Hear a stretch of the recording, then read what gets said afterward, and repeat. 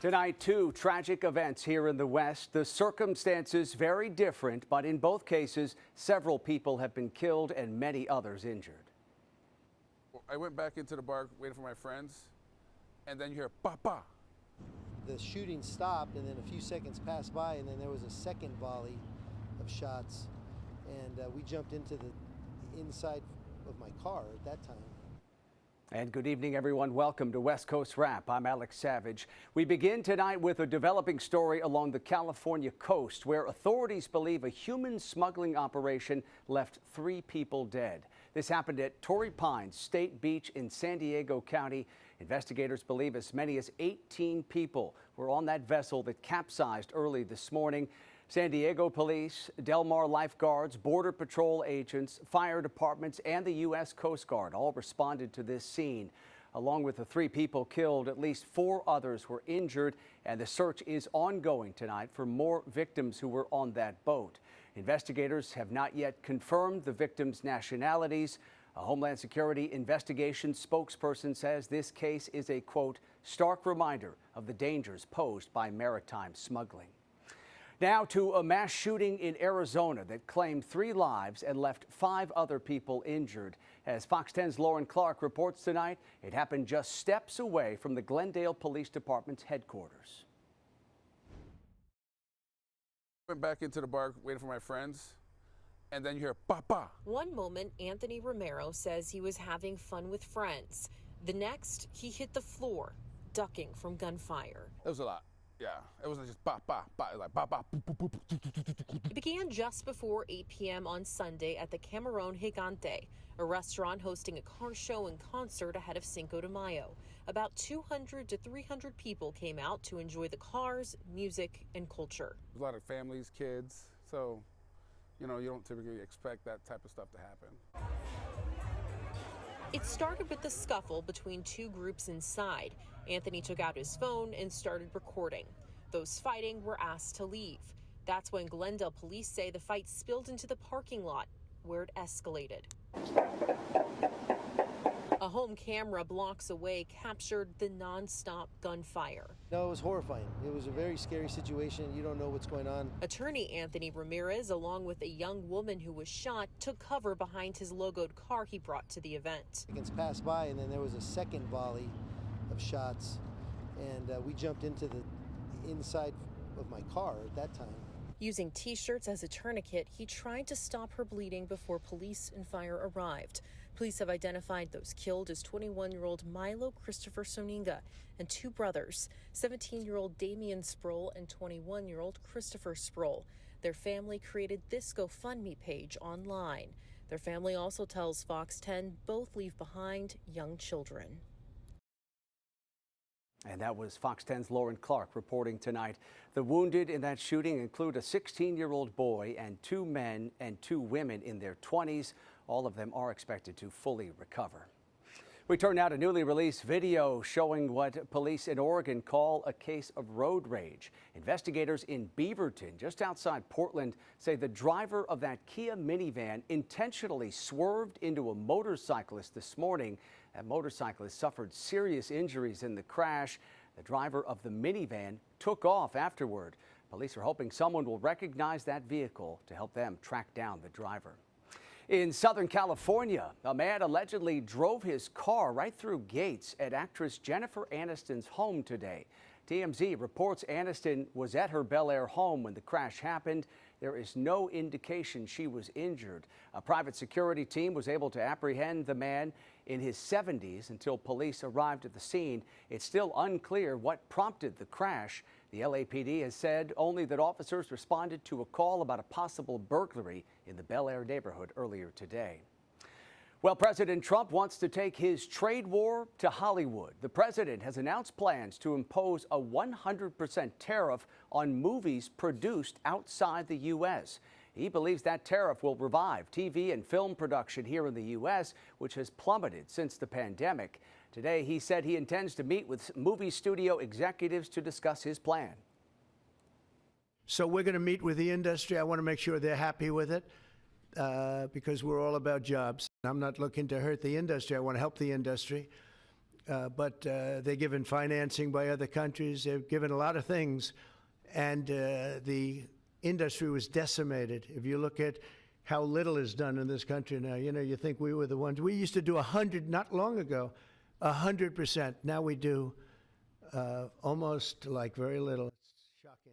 And still no firm details on this plan, but we want to get more insight on the potential implications of this tariff plan for the movie industry. And to do that, we bring in Variety executive editor Michael Schneider. Michael, thank you for the time tonight. I appreciate it. As we know, there's not a lot here to go on, just sort of the rough idea from the president about tariffs on films produced outside of this country. How could you impose a tariff on a film produced outside the U.S. when oftentimes in filmmaking, different aspects of a movie might be shot or edited or produced in different countries? Yeah, those are some of the big questions that everyone's been asking, and already why you're seeing the White House walk back a bit this proclamation. I think more realistically, there are some plans that they're starting to discuss.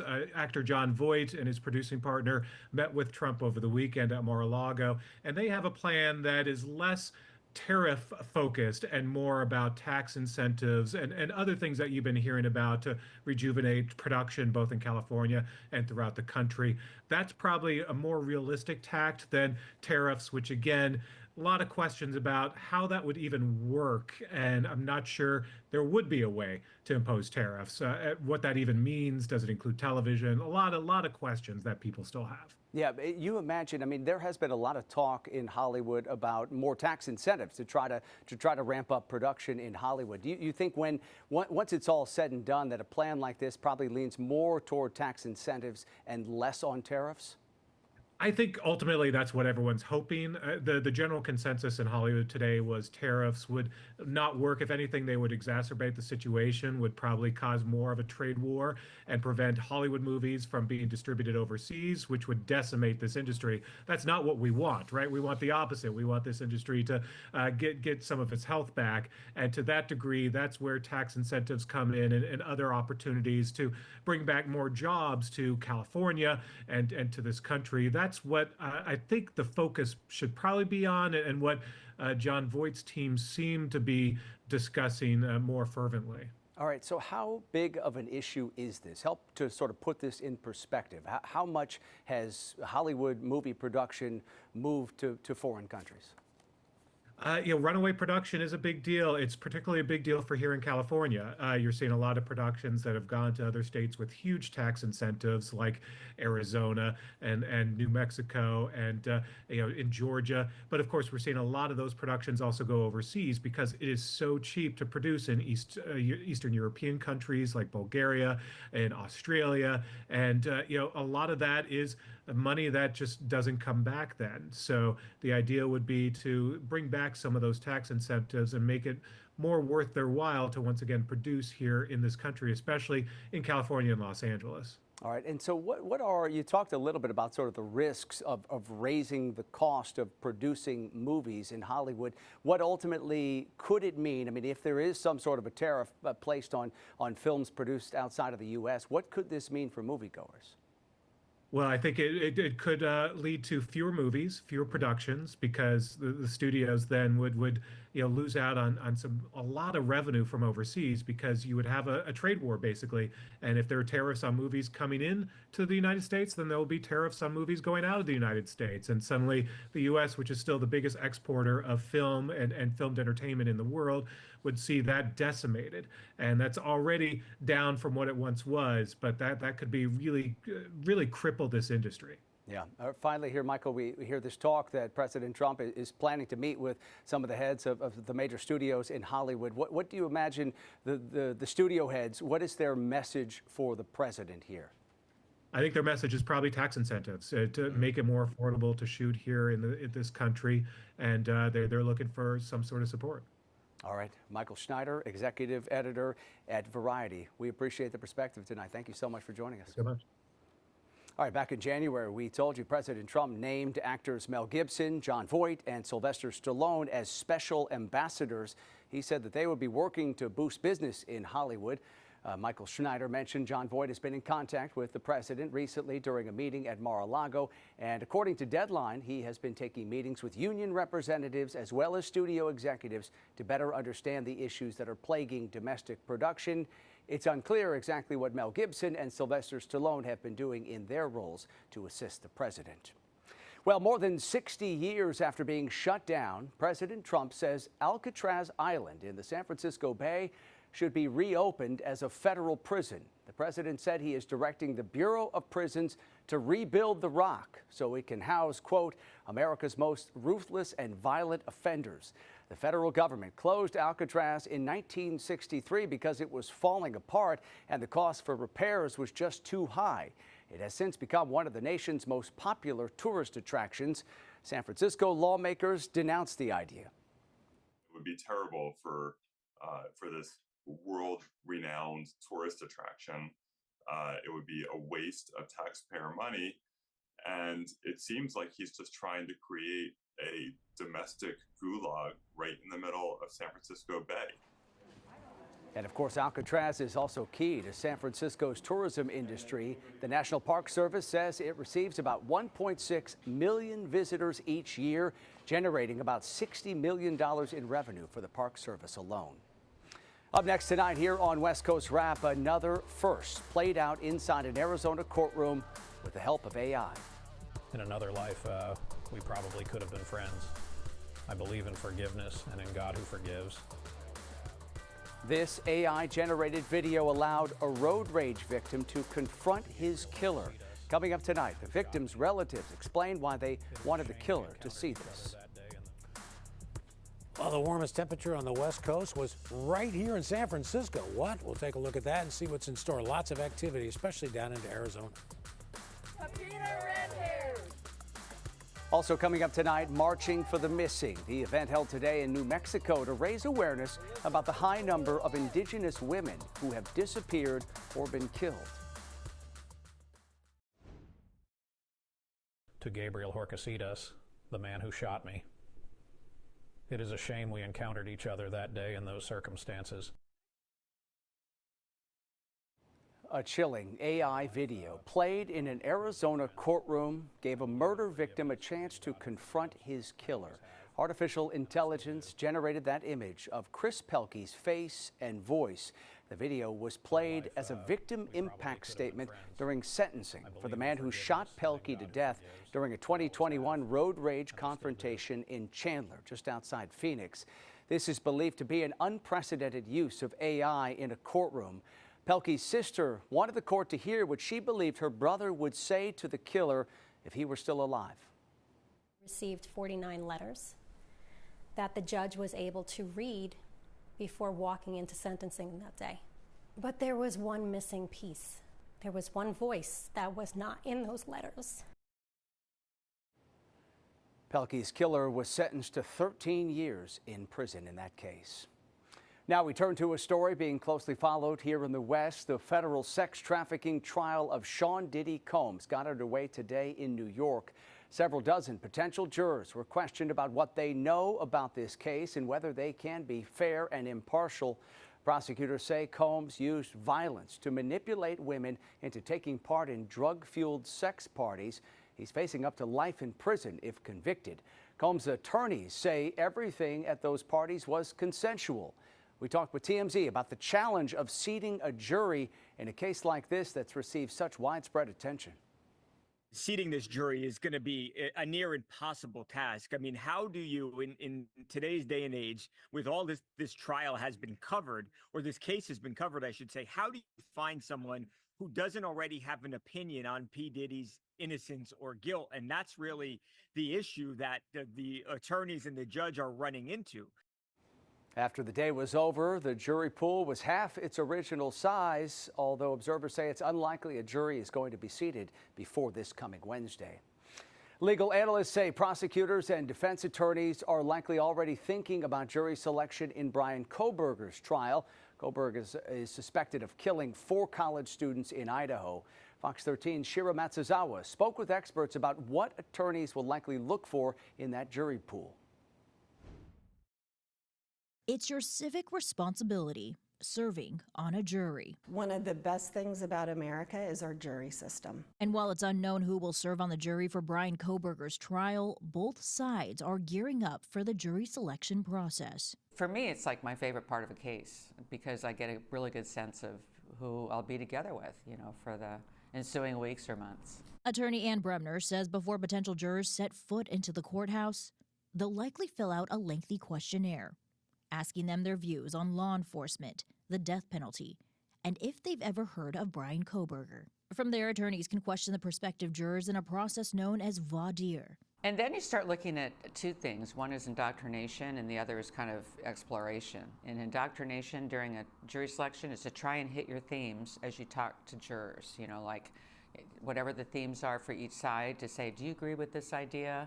How do you feel about this or that? To try and get people kind of going your way a little bit then. And a lot of judges won't allow that, but that's something you try to do. Dr. Andrea Blunt-Hunter is a trial consultant with Mind Matters Jury Consulting. She says they're not looking for a juror who has never heard of Kohberger and how he's accused of murdering University of Idaho students Kaylee Gonzalez, Madison Mogan, Ethan Chapin, and Xana Kronodal, because that could be difficult considering the media exposure this case has received.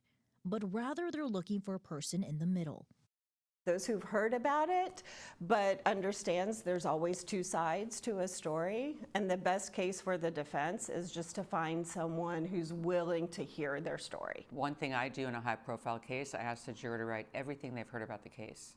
Because if they write down everything they've heard about the case, they're kind of telling me what they think about the case, right? Both sides are also paying attention to demographics as well as personalities. Each side will be looking for different relationships people have to authority. For example, the prosecution would want law and order advocates on their side, and there's probably a lot of them in Boise, Idaho.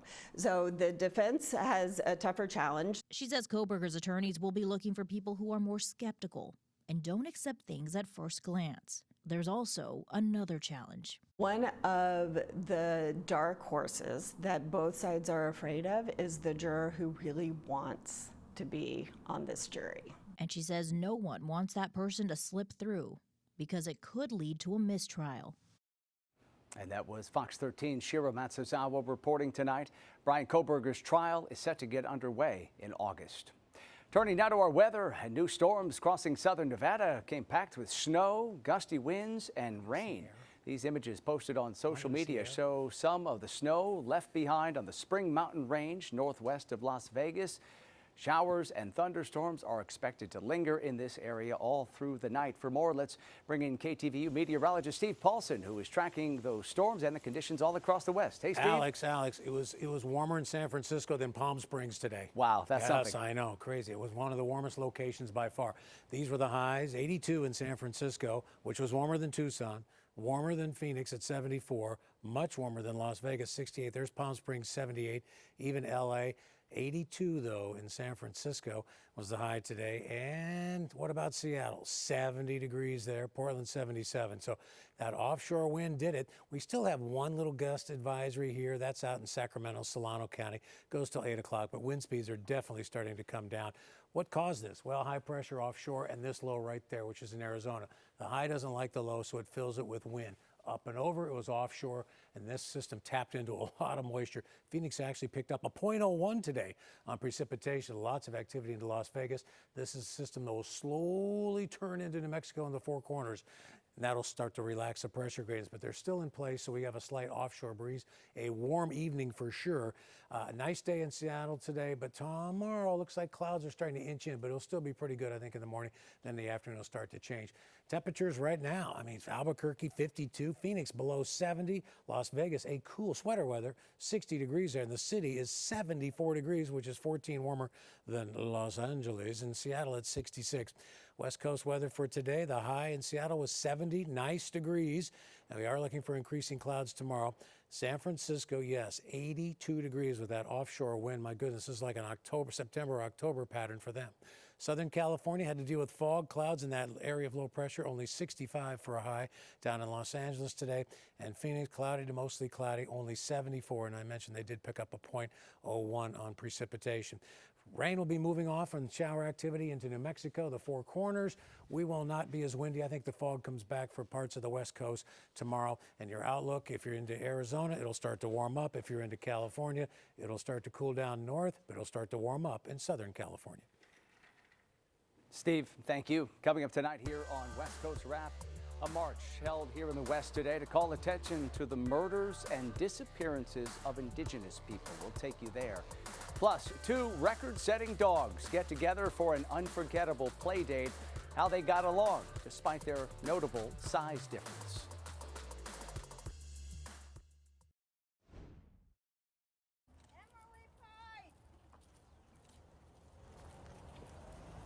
They are marching for the missing as people in the West and across the country work to raise awareness about the murders and disappearances of indigenous people. In New Mexico, May the 5th marks Missing Indigenous Awareness Day. According to the U.S. Justice Department, indigenous women are more than twice as likely to be victims of homicide than the national average.